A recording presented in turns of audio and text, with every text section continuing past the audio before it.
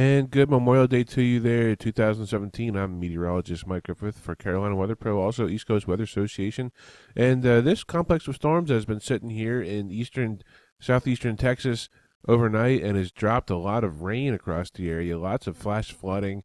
Even some of the radar sites here have been out of service or having issues because of all the moisture and the heavy rain in the area.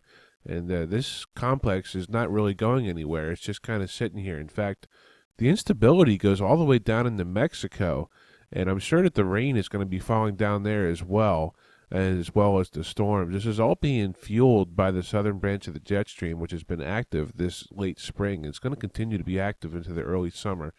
Elsewhere, we have a big upper level low here across the Canadian and U.S. border, and this system is actually trying to push a front down into this ridge of high pressure here in the southeast, which is right around here, and it's going to start scooting a little bit to the east.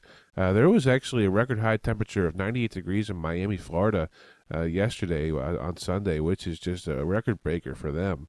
So that doesn't help with the heat down there overall.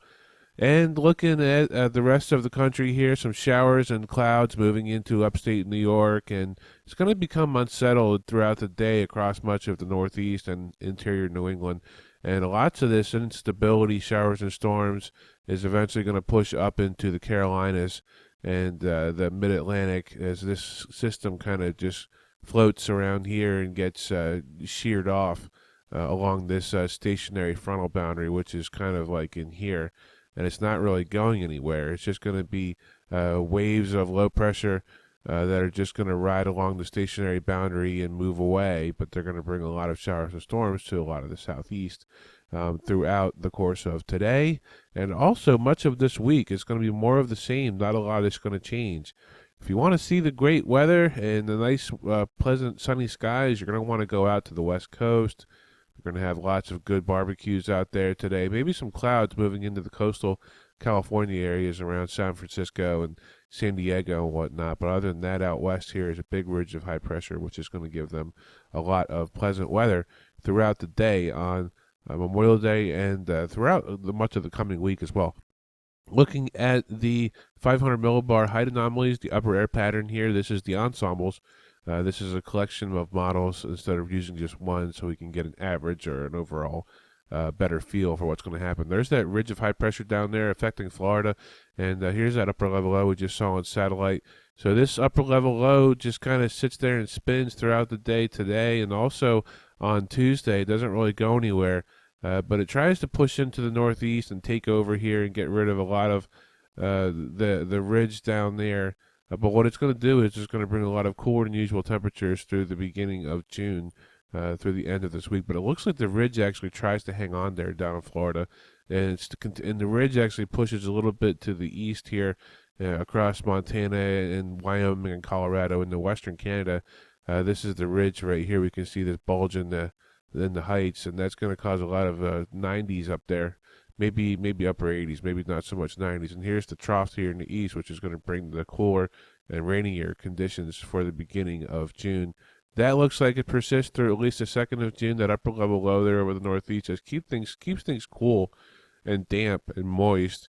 And what happens is it tries to keep swinging fronts in the cold air into the southeast, but there's a stalled front that's just going to kind of linger down here like a boundary, and it's going to bring a lot of showers and storms into the southeast throughout much of the later part of this week and the beginning of June. Still looks cool across the northeast according to the beginning of June, and into the 5th of June, it's looking like it's going to remain cooler and wetter than usual in the east. And around the 6th, we're looking at the potential of some kind of east coastal low forming right over in here, and could be a severe potential for much of the mid-Atlantic area, or it could just mean rain and storminess, and I'm thinking it's just going to mean rain and storminess.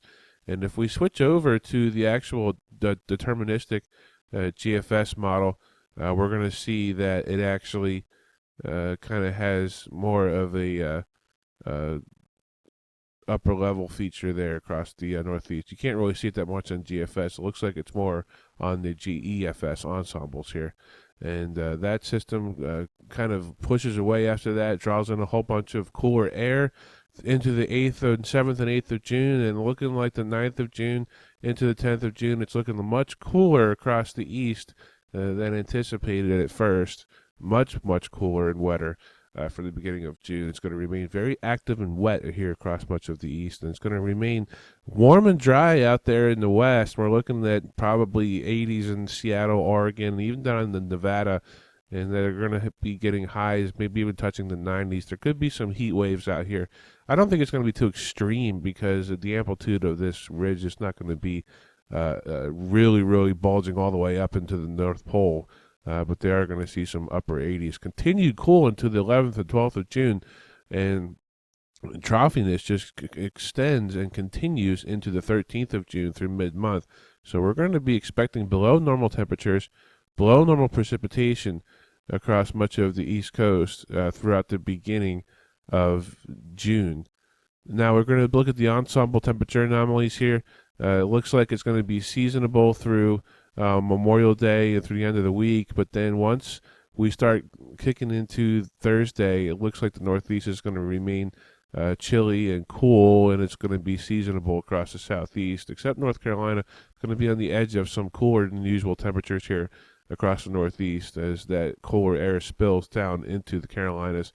And looking very, very warm for up there in the Northwest Territories and also down into the central part of the United States through Friday of this week. But in turn, it's going to remain chilly here across much of the Northeast and maybe even the eastern third of the country as we go into the 5th of June. Some showers and thunderstorms begin to erupt across Florida, which is going to bring the fire danger down there. It's also going to keep temperatures a little bit cooler than usual for this time of year. Cooler than usual temperatures seem to persist into the 7th of June here across the east, as we were seeing on the height anomalies. Hot out west. It's going to be scorching out there, according to this model. There's going to be some 90s here across Seattle and even Vancouver up in British Columbia, and also into Oregon and the west coast, and down into Mexico, which is not totally unheard of for this time of year given their location. Still remaining cool through the middle of June across much of the east. That temperature anomaly doesn't really go anywhere. It just remains blue, which is going to be cooler than usual, and the west is going to be warmer than usual out there in turn as a balance for the coolness and wetness in the east. Now, for 2009, we were looking at the similar summer here with a moderate to weak to moderate El Nino in the Pacific, which just keeps the southern branch of the jet stream active throughout much of the summer, and it pumps up moisture from the Pacific Ocean and also from the Gulf and causes a lot of the storminess and the raininess in the eastern part of the United States, and that just keeps everything cooler than usual, and it keeps any type of major heat waves from developing for the foreseeable future. That's all for now. I am East Coast Weather Association, also Carolina Weather Pro's meteorologist Mike Griffith. Look for us on Facebook, East Coast Weather Association, also Carolina Weather Pro. Type that in the search box of your Facebook search box, and you can find us on there.